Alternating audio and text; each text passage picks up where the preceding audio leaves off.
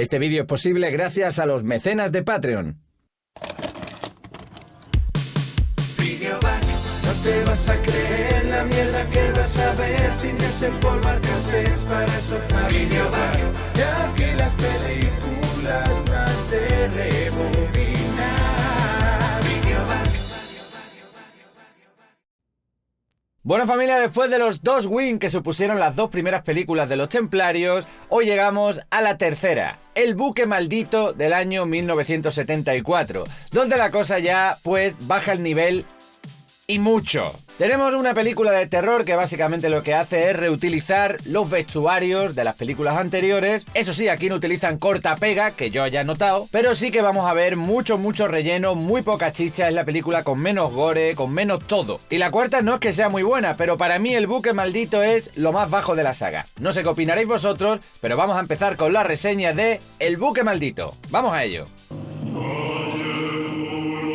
En esta tercera parte tenemos una historia un poquito rara. Resulta que una modelo buenorra llamada Noemi, interpretada por Bárbara Rey, aparece para pedir explicaciones a su jefa, porque su compañera Katy ha desaparecido y está muy preocupada. Está contratada en un trabajo especial. Resulta que su amiga está en alta mar en un yate como maniobra publicitaria de un fabricante para ser rescatada por algún buque y así dar publicidad gratuita a la embarcación. Están ustedes locos. Yo tampoco lo he entendido. La noticia se difundirá por todo el mundo. 2 bellas muchachas en una lancha que ha soportado una travesía tan peligrosa para pequeñas embarcaciones. Jack Taylor es Tucker, el millonario que ha ideado este increíble stunt publicitario. Las harán fotografías e incluso reportajes para la televisión. Sí, eso es. A ver si lo entiendo. Esperan que algún barco las rescate porque el yate las ha dejado tiradas en alta mar y esto se supone que va a ayudar a promocionar su producto. ¿Usted cree? Yates Tucker, te dejan tirado, pero están todos guapos. La noticia tendrá eco en la prensa y la radio de todo el mundo. Sí, bueno, Tucker, creo que deberías darle alguna vuelta a esto, pero bueno. Se comunican con las chicas por radio para que Noemi se quede más tranquila, pero de pronto aparece una niebla extraña y acto seguido este buque antiguo, que no se nota nada que es una miniatura. Parecía real. Las chicas intentan llamar la atención del buque. ¡Los del barco! ¡Los del barco! ¡Quita que no sabes! ¡Los del barco! ¡Los del barco! Mucho mejor, ¿dónde va a parar? Bueno. No han hecho caso de la señal. El buque parece ir a la deriva y embiste a las chicas, provocando que el yate empiece a hacer aguas. Mientras una de las chicas intenta evitar que el yate se hunda, la otra decide abordar el buque. Tucker se da cuenta de que el plan, si es que se le podía llamar así, se acaba de ir a la mierda y entra en pánico. Estas imbéciles van a echarlo todo a rodar. Deciden mandar un helicóptero para rescatarlas, pero mientras secuestra a Noemi para que no avise a las autoridades porque eso sería una publicidad pésima para la empresa. Lo que no entiendo es por qué ahora de pronto Noemi está en bikini. Es mejor que te calles. Obviamente intenta escapar, pero el matón de Tucker la descubre y la vuelve a encerrar, pero de paso la viola. ¡Soy actriz! Porque en las pelis estas debe haber como mínimo una violación. Fetiches del director, no sé. Eso es un problema suyo. Katy se queda dormida en el buque y en ese momento se escucha a la otra gritando. ¡Ay! No se ve nada de lo que ha pasado. ¡Qué maravilla! Pero no tiene importancia, gracias. Debo avisar que esta es la peli de la tetralogía menos sangrienta de todas. Y aburrida. El helicóptero las busca, pero no hay rastro de ellas. ¿Cómo? Hablan con un experto que al oír hablar del buque les cuenta la leyenda. Nadie logró sobrevivir. Al parecer, ese mismo buque le ha aparecido a muchas otras personas que notificaron el avistamiento por radio y luego desaparecieron sin dejar rastro. Se los ha tragado el mar sin dejar rastro. Es una especie de triángulo de las Bermudas móvil. Así que Tucker decide ir él mismo a rescatarlas en barco, ya que ve que se va a comer tremendo marrón. Iré con mi yate a buscar a esas 2 muchachas. El profesor se apunta a la expedición y en ese momento descubrimos que llevan 2 días sin hablar con las chicas. Sin embargo, en la siguiente escena, ahí está Katy como si nada. Esta despierta y sube al buque a buscar a su amiga, que a estas alturas estará muertísima. No encuentra ni rastro de ella, pero sí que da con su bolso. Tucker y su equipo van en el barco y por algún motivo llevan a Noemi con ellos. No me guardará rencor por haberla traído a la fuerza. Me llama la atención cómo en estas pelis las mujeres se toman de maravilla las violaciones. Siempre el dinero. Me da usted asco. Eso sí, el dinero le repugna. La jefa de Noemi tiene un plan bastante chungo por si la cosa se tuerce. Serán 2 desaparecidos sin ninguna relación entre ellos. Matarlos a todos. Bueno, perfecto. Tras un terrible festival de aburrimiento, por fin aparecen nuestros colegas, los templarios zombies. ¡Ay, cómo os echaba de menos! Como vemos, las manos siguen teniendo menos movilidad que las piernas de Macario, pero siguen molando todo. Van a por Katy, pero ella parece tomárselo con bastante tranquilidad. Si a mí me ocurriera eso, hago como Belén Rueda en el anuncio de Puleva. ¡Funambulismo! Pero Katy no, así que los templarios la atrapan y, aunque no lo vemos, la matan. El yate por fin llega hasta la niebla y el profesor nos sale con esta disparatada teoría. Estamos inmersos en una dimensión completamente distinta. Bueno, ¿y esto de dónde se lo saca? Aunque tengo que decir que tiene razón, ya que estamos en el Osorioverso. Abordan el buque y en este segmento se puede notar graves problemas de ritmo, seguramente provocados por el presupuesto mínimo. El profesor empieza a filosofar con chorradas. Ni esa niebla es real, ni este barco es real. Al oírlo no puedo evitar pensar que se ha fumado tremendo canutazo. Drogas. De pronto descubren que el bote en el cual han llegado hasta el buque ha desaparecido.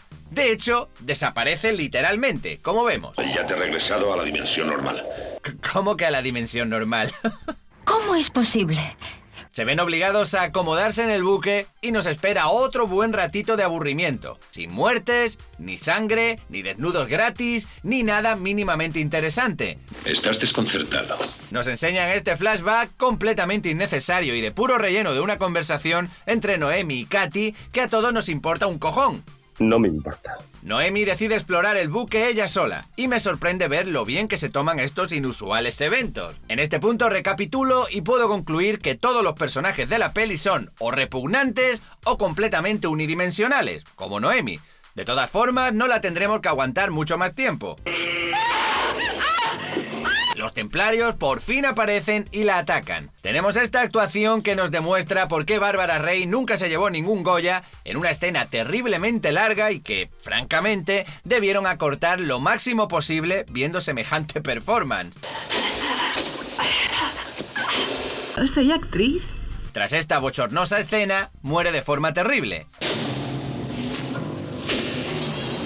Que a ver, me alegro de que haya pasado algo interesante por fin, pero me jode que se hayan cargado al único personaje que no quería estrangular yo mismo. ¡Cojones! Y cierra la boca. Tened en cuenta que llevamos 1 hora de película y es el único gore que hemos visto hasta el momento.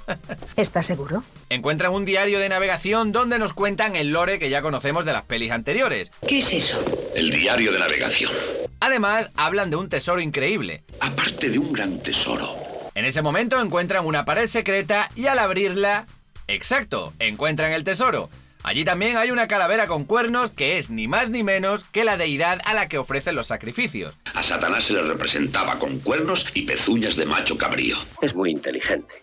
Empiezan a aparecer los templarios, pero con lo despacito que van, a los colegas les da tiempo de irse, sobradamente. De pronto el profesor dice... Habrá que recurrir a los procedimientos medievales. Prepara un crucifijo de fuego que hace retroceder a los templarios.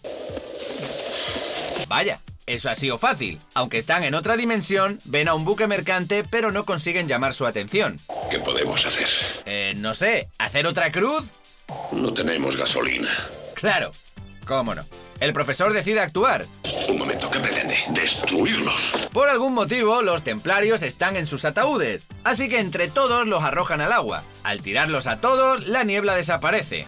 ¿Han acabado con la maldición? No lo sé, Rick. Deciden tirarse al agua, pero el profesor no sabe nadar, así que decide esperar allí a que vengan con la ayuda. Buena suerte con eso, machote. Tonterías. El violador lleva un montón de joyas en una bolsa y eso provoca que la tabla que están usando para flotar se hunda. Así que intenta matar a Tucker para aliviar peso, pero la muchacha le ayuda y lo apuñala. Otro idiota menos, ya solo quedan 2. Que les follen. Obviamente las cosas no salen bien en el buque. ¡Madre mía! ¡Parece real! El profesor muere de manera lamentable y vemos como el buque de cartón se hunde. O sea, que 2 de los personajes más repugnantes de la peli y probablemente de la historia del cine salen vivitos y coleando al final. No me lo puedo creer. Pues claro que no. Los templarios salen del mar y les dan a estos idiotas lo que se merecían mucho antes. Y así termina El buque maldito. Sí, amiguetes, así termina El buque maldito, la película que yo creo que es menos interesante. O sea, si tenemos una peli con un mal guión y con malas actuaciones y con poco dinero y encima pues tampoco hay sangre, pues tampoco hay situaciones divertidas ni nada, pues la cosa se queda en una peli de terror muy mediocre, con mucho relleno, que bueno, que la verdad no tiene demasiado valor más que la curiosidad de volver a ver a los templarios, que eso sí, cuando aparecen a mí me molan mucho, me parece que están diseñados muy guay, que dan muy mal rollo, no sé, están guay. Pero eso sí, se pierde completamente toda la atmósfera que teníamos, al menos en la primera peli, y la acción y el gamberrismo que tenía la segunda peli. No sé si a propósito o si le salió de casualidad. Obviamente hay que hablar del más que obvio parecido del argumento de esta peli con La niebla de John Carpenter. Yo creo que está bastante claro que Carpenter echó un vistacillo ahí a la tetralogía de Amando de Osorio, ¿no? Yo creo que sí, que le eché un vistacillo, esto de la niebla, con un buque, con un... Hombre, yo qué sé. En fin, espero que hayáis disfrutado del vídeo, dejadme vuestros likes, comentarios, compartidlo con amiguetes y tal, ayudad al canal ahí a crecer, echad un vistacillo a los links de la descripción que me ayuda mucho también, y nos vemos en el siguiente vídeo. Besitos a todos y hasta entonces. Siempre el dinero. Me da usted asco.